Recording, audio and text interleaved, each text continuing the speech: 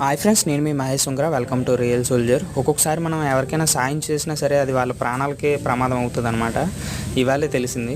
మేము ఎక్కడైతే వర్క్ చేస్తున్నామో ఆ వర్క్ ప్లేస్లోనే ఒక కట్ల తొట్ట అంటారు మా సైడు.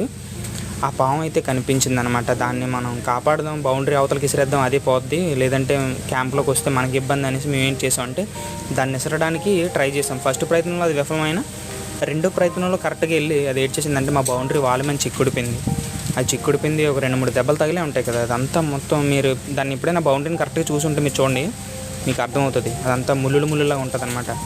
మెల్లగా అది కష్టం మీద ఒక 2-3 సార్లు ట్రై చేసిన తర్వాత దాని అంతలో అది కిందనైతే పడడం జరిగిందనమాట.